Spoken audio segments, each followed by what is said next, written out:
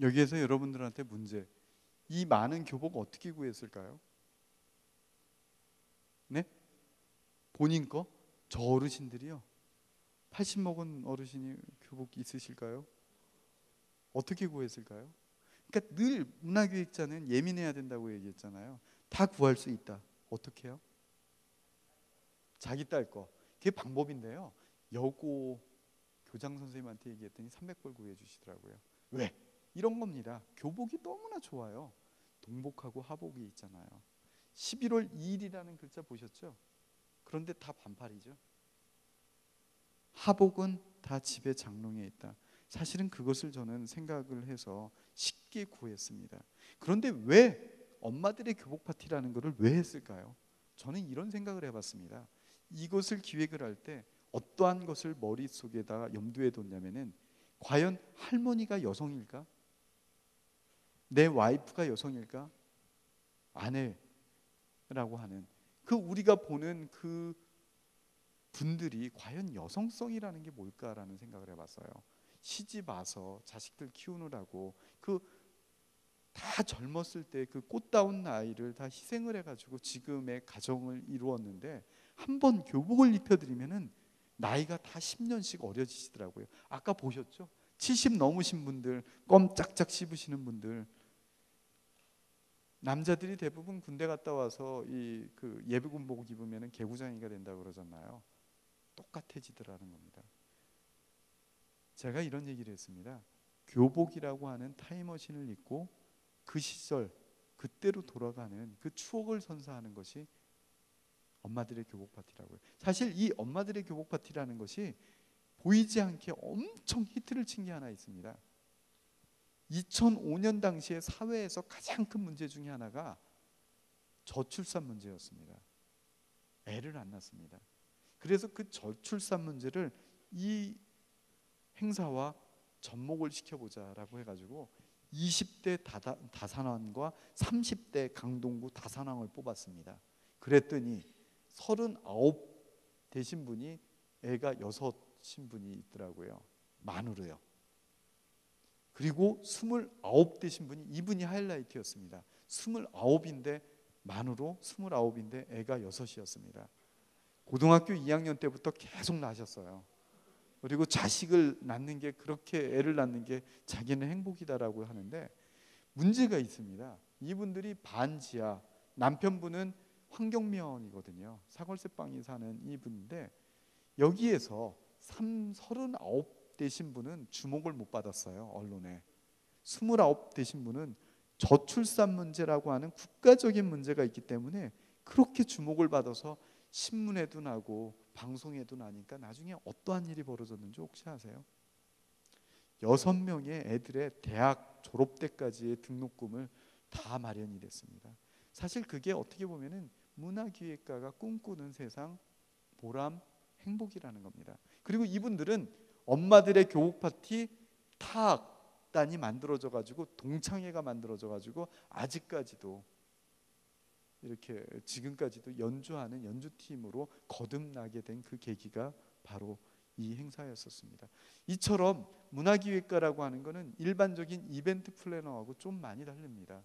공공성, 사회성이라는 것을 늘 생각해서 뭔가 사회에 기여하는 것을 꿈꾸는 사람들, 공익성이 더 큰 사람들을 보고 문화기획자라고 이야기를 할 수 있습니다.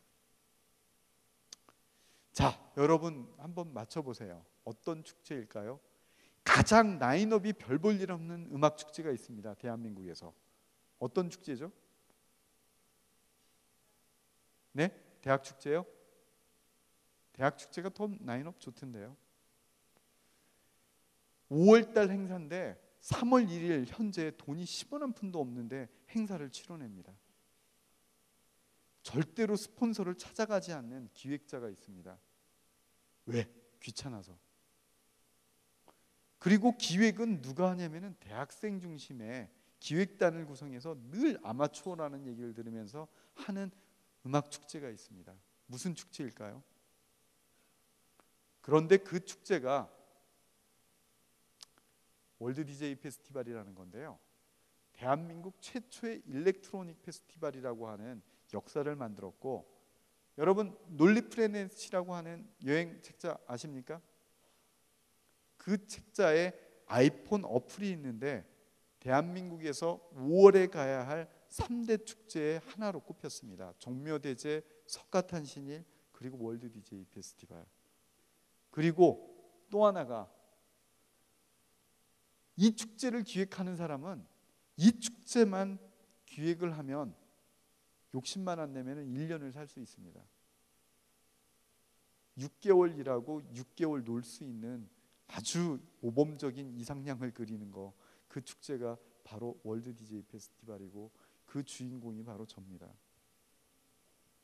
가장 라인업이 안 좋다라고 하는, 들어보셨어요? 그런데 사람은 그렇게 많이 옵니다. 여러분은 우리나라 음악 축제가 뭐뭐 있죠? 네? 강변가요제? 이거 큰일이다. 여러분 아는 거 없습니까? 예? 인천 펜타포트, 지산, 그죠? 월드 DJ 페스티벌은 못 들어보셨죠?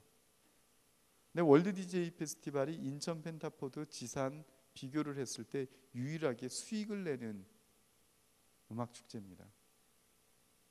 보통 지산 같은 경우에는 예산이 약 30억에서 40억 정도 쓰거든요. 그런데 절대로 수익을 낼 수 없습니다. 왜? 티켓팅하는 사람이 한 15,000명 정도 작년 됐었거든요. 물론 보도자료에는 89,000명 왔다 그러죠. 근데 월드 DJ 페스티벌은 다음 주에 열립니다. 제가 그런데도 여기 제주도에 왔습니다. 총감독인데요. 왜? 그만큼 여유가 있기 때문에. 그리고 티켓도 많이 팔았습니다. 한 14,000장 팔았거든요. 그러면은 된 거 아닙니까? CJ가 하는 것이 그게 그 지산 락 페스티벌이라고 할 수 있으면 정말 순수민간이 하고, 그리고 저는 여러분한테 그런 생각이 들었어요. 저도 대학 졸업하고 나서 이렇게 그 기업에 들어가서 그 PD 생활도 하고 연구원에 들어가서 연구원 생활도 했지만, 내가 만든 그 회사를 하면서 또 축제로 먹고 사는 그런 이상적인 모습을 보여주면 어떨까라는 그런 고민을 늘 했었는데, 이제 꿈을 거의 이루어가고 있는 것이 바로 월드 DJ 페스티벌이라는 겁니다. 이게 가장 페스티벌답습니다. 와보면은요, 정말로 재미있습니다. 이런 것도 했었습니다. 2007년도에 하이서울 페스티벌 중에, 이것도 또 아이디어인데, 한강을 가지고 뭔가 특별한 아이템을 잡았으면 좋겠다. 그래서 낸 아이디어가, 왜 모세의 기적은 바다가 쩍 갈라지는 거라 진도에서 하고 있지 않습니까? 그게 아니라 물 위를 걸어보자 해서 한강 미라클 수중다리라고 해서 그 중지도라고 하는 곳이 있는데, 이 한강대교 지나는 바로 옆에 거기를 이렇게 부교를 만들어 가지고 물을 걸을 수 있게 해서, 이거는 일주일 동안의 프로그램이 아니라 반응이 좋아서 한 달 동안 이어졌었던 그 프로그램에 대한 아이디어도 만들었습니다. 이런 것도 또 이렇게 하다 보니까 자꾸 기획해달라고 하는 데가 많더라고요. 그 2007년도에는 구로구청이라고 하는 데서 점프구로 2007이라는 거를 저한테 또 부탁을 했습니다.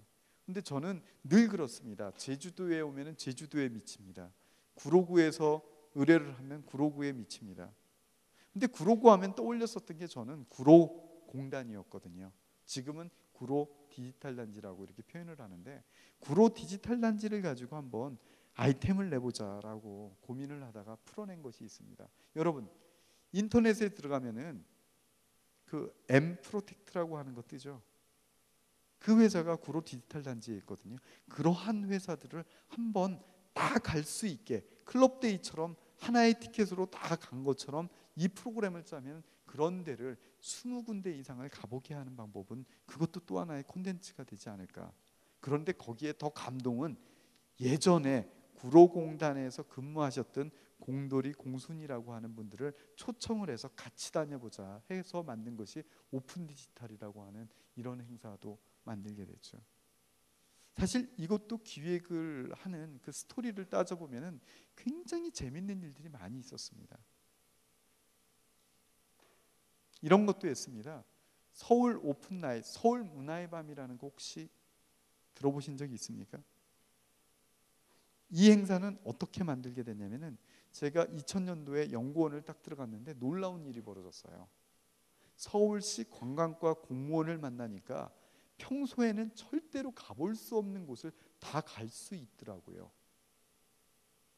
제주도에도 가볼 수 없는 공간이 뭐가 있습니까? 문화적인 공간에서 없습니까? 상당히 민주화된 섬이군요. 서울은 많습니다. 정말 좋은 데는 개인 사유지고 그렇기 때문에 못 가는, 문 닫아놓은 데가 정말 많습니다.